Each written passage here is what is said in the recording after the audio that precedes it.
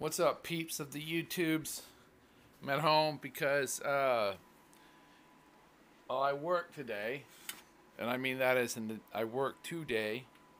I don't have a door yet, so we use this curtain. That's how we do shit when you pull. Sure, all the poor people know what you do. I generally work nights, so that's what my fucking. This is what we do. Cover up the.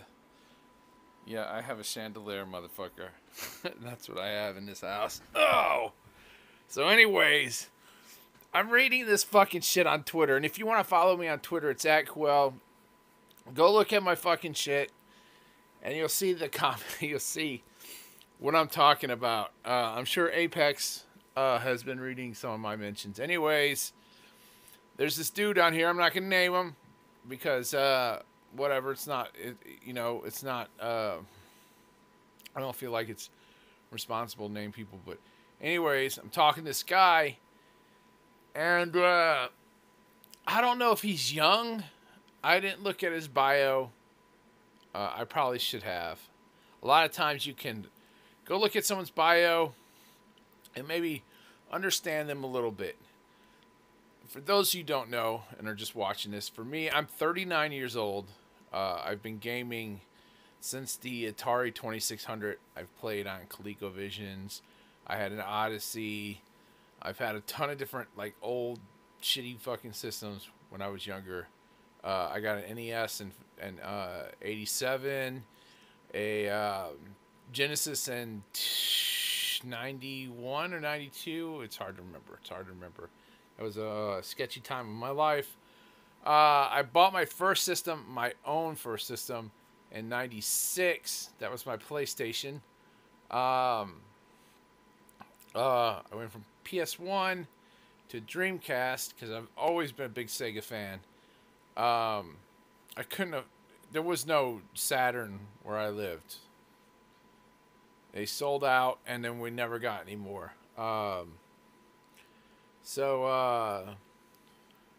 Let's see. So I was a big Dreamcast fan. Blah blah blah. If you go look, I might have discussed it at times, especially in the old podcast. Basically, I was a big proponent of the Dreamcast. So for those of you who don't understand the concept of a subscription and how it does not affect the value of an intellectual property, and this is the discussion I'm currently in, we have been heading, and I told this guy we've been heading in this direction since 2005. Truthfully, we've been heading in this direction, and specifically Game Pass and specifically Outer Worlds is what people are talking about right now. It's a really good game, and a lot of people feel like the IP is going to be devalued because of Game Pass.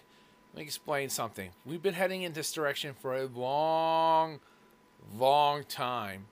Even before 2005 when things started going digital. We're talking about Sega Channel. How many of you people know that? My old folks. Let's go. Old people. We're talking about the Sega Channel. It was one of the first subscriptions. The very first subscription that I can remember. If I'm wrong, correct me. But I believe it is the very first subscription-based service for gaming. Then you'd wait a while, right? I'm sure there was some little ones here and there after that, sprinkled in. Then EA Access came out, and EA Access was a sort of what Game Pass is, but sort of not. EA Access gave you like a vault, and it started off really tiny. And it was just a bunch of old ass games. And then those old games would get moved into the vault. Newer games would get moved into the vault as soon as EA deemed they were no longer viable. They weren't bringing enough money, so you put it in a vault, and that gives even more reason to subscribe to the service. So Microsoft thought, well, what if we create Game Pass? Well, we can't create a service for you for third parties and not be all in. So all of their first party titles are going to go into Game Pass, and they're not all even in there. I believe Forza Horizon 2 and 3 are not in there for whatever reason. Sorry, guys. That is not that is not paint. That is smashed finger, and it hurts. Um,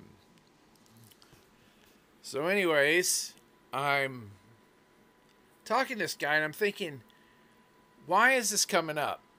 It's because Outer Worlds is a really good game. It's on Game Pass, and it is also on the competing platform, the PlayStation 4. And it will be coming to the Switch. And a lot of people are kind of iffy about this shit. They're like, oh, if you bought it, you support the developer. But if you didn't buy it and use Game Pass, you didn't support developer? Here's a clue. Microsoft owns Oblivion. Wow. Obsidian. Microsoft owns Obsidian. If you subscribe to Game Pass, you're supporting Obsidian. You're supporting the game. And you're supporting the sequel. And here's the difference between, I think, what he's thinking and what I'm thinking, and what eventually a lot of this stuff will go to. Because if for those in the IT field, they've seen this coming a long time. And for those of you who are not part of IT, you don't see it coming. So originally, computer systems were server-based, right? So you had a terminal, like a little terminal, and you would access a server. If anybody old enough, remember the little green screens. If you're in the Marine Corps, you were in there a while ago. 32. Oh my God, I can't even remember the name of the system. But it's basically how you ordered MREs and all kinds of crap. But anyways, all our servers were in Kansas City. But everything was run server side. Everything was run server side. And you just had a little terminal that allowed you to access the server, and the server ran the software. We are moving back to that.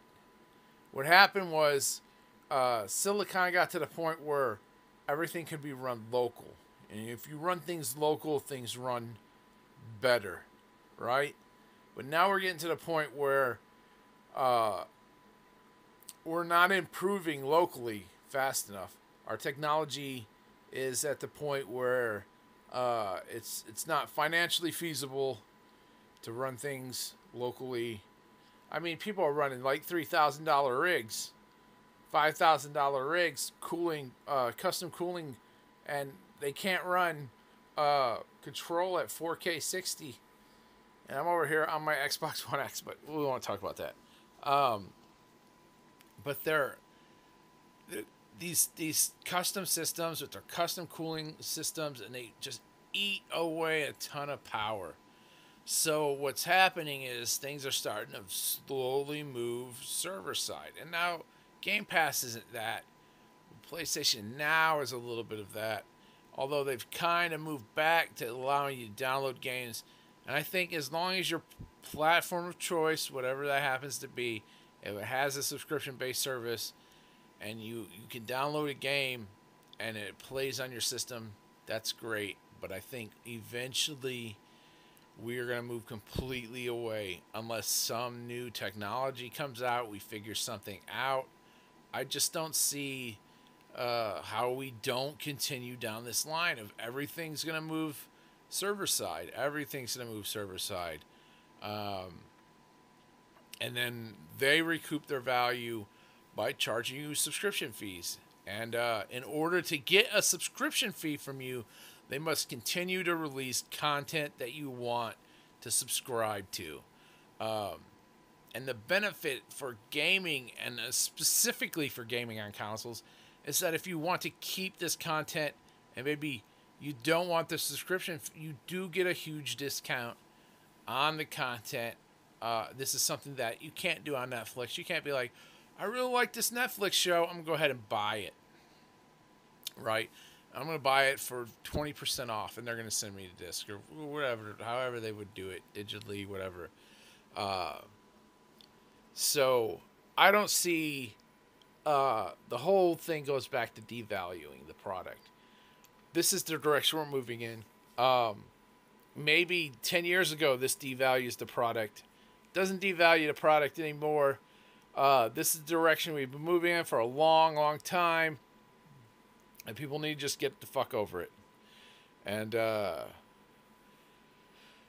devalue an intellectual property would be to take an intellectual property that was worth a certain amount. Like, everybody bought this game for the max amount of whatever it was. $50 2 generations ago, $60 this last generation and this generation. And they said, okay, we're going to put out this. We're going to put out Halo. A real Halo. Halo 6. But it's only going to be $20. That's devaluing a franchise. Putting it out for $60 for those who want to purchase it, and then putting it on Game Pass for those who want to subscribe are totally different things. You don't devalue by putting it on your subscription platform. You simply give people an in, right? So some people will buy the game because they don't want to waste their money on the platform. They just want to buy the games they want. They don't want to have a whole bunch of games fucking clogging up their brains and shit. They got these games, or you're like Randall Thor, where you fucking buy every game. So whatever, you know? To each their own. It's not for everybody. But eventually, it's going there. For anybody who's read lit RPGs or any shit like that, you know that eventually it's going to be all server side. We will eventually get to the point where technology will get to the point, I think, where lag will be so small it won't be a problem. Sorry. Lag will be so small it won't be a problem. But I don't know that we've got the technology to bring anything more substantial into the home. We just keep on adding more cores. That's what we keep on doing. And it's getting cheaper, right? Because just look, you can put a 16 core I don't know if I've even been paying attention. Work. So I don't even know if they've released their 16 core yet. 16 core 32 thread home system, but we've already had the Threadripper. But servers are at 64 cores, 128 cores, multiple CPUs, tons more RAM that they can use, a ton more PCI lanes that they can have, and just super expensive stuff. Doesn't make sense for you and I at home. And I know there's some people that just get it, you know. But as far as devaluing the IP, I don't think a subscription service devalues an IP. I think the initial cost into the game can devalue the IP, but I don't think the subscription service that Microsoft has come up with will ever devalue an IP for Microsoft or for any of their partners. So maybe I went off base a little bit, but that's how I feel. Game Pass is good for you. It's good for me. It increases sales.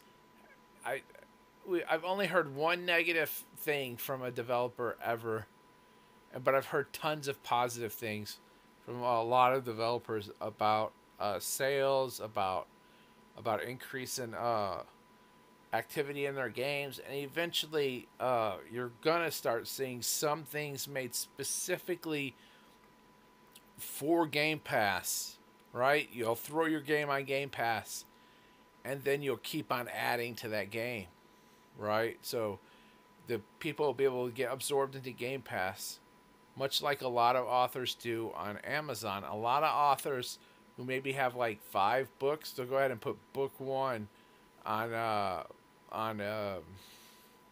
Kindle Unlimited, right? But they won't put all their books on Kindle Unlimited. So you'll go and read the first book because you got Kindle Unlimited, and you're like, God dang it, none of their other books are. So you have to buy all their other books. So eventually I think that'll be that way. Either that or Microsoft will create a two-tier system. One that is basic like now, and then there'll be another tier that includes all of the DLC content. But anyway, that's all I got to say. Peace out, people. This is Daniel, I guess, technically in the morning on October, time to go Halloween hunting, killing people, or whatever the hell you guys do on Halloween. Just don't do it at my house. Peace out, people.